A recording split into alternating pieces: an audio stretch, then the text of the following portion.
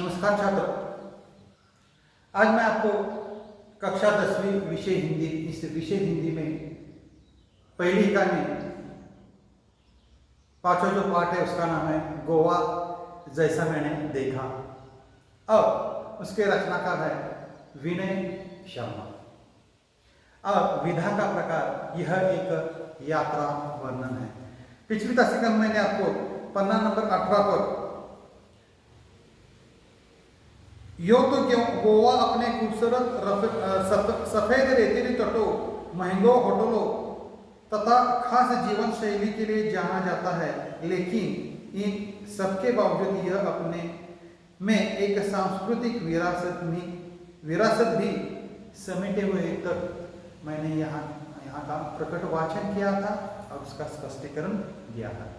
उसके आगे पन्ना नंबर 18 पर जो लिखा है उसका मैं प्रकट वचन करके साथ उसका मैं स्पष्टीकरण देता हूँ, आप ध्यान दीजिए। छात्रों ध्यान दीजिए, यहाँ की शाम बड़ी अच्छी होती है। इसका मतलब है गोवा की जो शाम है वो बहुत अच्छी होती है। तो चलो इस शाम का आनंद लेने के लिए बेनालियम बीच की ओर चले। देखो गोवा इस राज्य में समुद्र तट है, इस पर अलग अलग प्रकार के बीच हैं और उस बीच का एक नाम है, उस बीच का नाम है बेनालियम बीच। आप भी चले क्योंकि बहुत ही खूबसूरत तथा शांत जगह है बेनालियम। इसका मतलब है बेनालियम बीच, यहाँ इस बीच पर जाते समय शांतमय वातावरण हमें दिखाई देता है। दिन भर की थकान तथा उस उमस भरी गर्मी के बाद शाम को बीच पर जाना बड़ा अच्छा लग रहा है। रिसोर्ट से बीच की दूरी, रिसोर्ट यानी होटल, कोई 1 किमी ही थी। 1 किमी यानी 1 किलोमीटर। लेकिन जल्दी जल्दी चलने के बाद भी यह दूरी तय हो ही नहीं पा रही थी। अरब सागर देखने का उत्साह, देखो उस सागर का नाम क्या है, अरब सागर। अरब सागर देखने का उत्साह बढ़ता ही जा रहा था। तभी अचानक लहरों की आवाज सुनाई दी जो किसी रणभेदी की तरह थी। कैसी थी? रणभेदी की तरह थी। हम सभी दौड़ पड़े। सड़क पीछे छूट गई थी, इसलिए रेत पर तेजी से दौड़ना मुश्किल हो रहा था। समुद्र तट पर जब हम दौड़ते हैं तो दौड़ते समय मुश्किलें आ जाती है, फिर भी धैसे हुए पैरों की पूरी ताकत से उठा कर वे भाग रहे थे। खूबसूरत समुद्र देखते ही मैं उससे जाकर लिपट गया। मैं यानी रचनाकार, लेखक यानी विनय शर्मा। इधर बच्चे रेत का घर बनाने में जुट गए। नन्हे बच्चे हैं, वो क्या काम करते हैं? समुद्र तट पर उस रेती के क्या बनाते हैं? घर बनाते हैं। लहरें उनका घर गिरा देती तो वे दूसरी लहर आने के पहले फिर नया घर बनाने में जुट जाते हैं। जब लहरें आ जाते हैं तो पहला जो घर बनाया है वो टूट जाता है, फिर लहरें वापस जाने के बाद वो दूसरा घर तैयार करते हैं। यही क्रम चलता रहा। दिन भर यह जो क्रम है वह चलता रहा। मैंने इस बच्चों से सीखा कि जीवन में आशावाद हो तो कोई काम असंभव नहीं है। देखो इस संसार में, जीवन में मनुष्य हमेशा आशावादी रहना चाहिए। आदमी को हमेशा आशावादी रहना चाहिए, हमेशा पॉजिटिव रहना चाहिए, सकारात्मक रहना चाहिए, आशावाद रहना चाहिए। तो कोई भी काम असंभव नहीं है। शाम गहराने पर हम किनारे पर बैठ गए, सभी बैठ गए, मानो हर लहर कह रही है वो कि बनने के बाद मिटना ही नीति है। देखो नीति कैसी है, बनने के बाद मिटना ही यह नियति है। यही जीवन का सत्य भी है। देखो छात्रों, इस संसार में मनुष्य का जन्म होता है और मृत्यु भी होता है, यह अटल सत्य है। इसका मतलब है जीवन में जन्म और मृत्यु अटल है।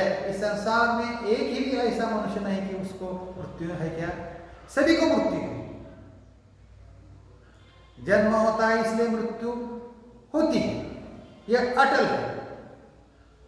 यही जीवन का सत्य भी है। यहां एक मजेदार दृश्य भी देखने को मिला। कौन सा मजेदार दृश्य देखने को मिला? लहरों की आवाज के बीच पक्षियों की टी टी टी की आवाज भी आपका ध्यान अपनी ओर खींच लेती है। पक्षियों की आवाज आती है तो सभी का ध्यान उधर जाता है। दरअसल ये पक्षी लहरों के साथ बहकर आई मछलियों का शिकार करने के लिए किनारे पर ही मंडराते रहते हैं। लेकिन जब तेज हवा के कारण एक ही दिशा में सीधे नहीं उड़ पाते हैं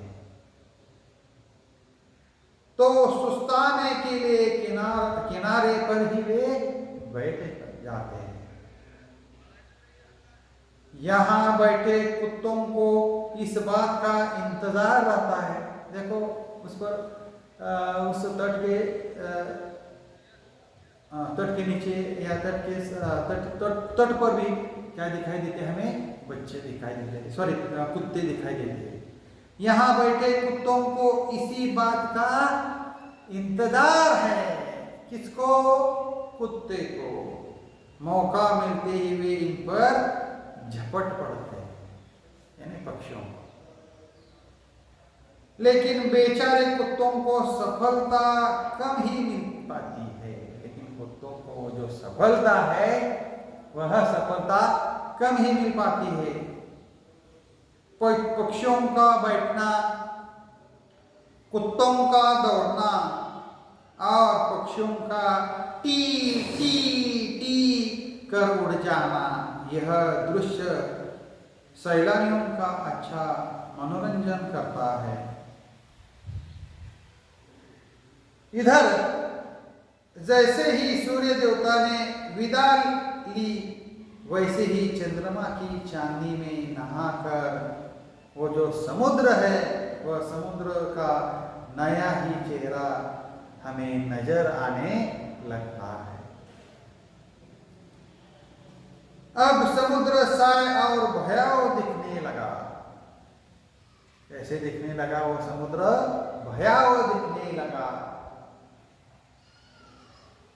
अगले दिन हमने बस से गोवा घूमने की योजना बनाई। वैसे घूमने फिरने के लिए यहाँ बाइक आदि किराए पर मिलती है। देखो गोवा में अगर आपको घूमना चाहते हो तो आपको बाइक किराए पर मिल जाती है और उन पर ही घूमने का मजा भी आता है। लेकिन बच्चों के कारण हमने बस से जाना मुनासिब समझा। यहाँ सी फूड की अधिकता होने के कारण शाकाहारी पर्यटकों को सुस्वाद भोजन की समस्या से भी दो चार होना पड़ता है, यानी दो चार होना पड़ता है, जूझना पड़ता है। काफी भटकने के बाद अच्छा भोजन मिल गया। तो समझो किस्मत और जेब तो ढीली हो गई है, पैसे ज़्यादा लगते हैं। यह समस्या हमें पहले से पता थी, इसलिए हम अपने रिसॉर्ट के सूट में उपलब्ध किचन में ही भोजन करते थे। तो छात्रों, यहाँ तक मैंने इस यात्रा वर्णन का प्रकट वाचन किया है, उसके साथ साथ उसका स्पष्टीकरण भी दे दिया है, और यहाँ मैं ठहरता हूँ। धन्यवाद।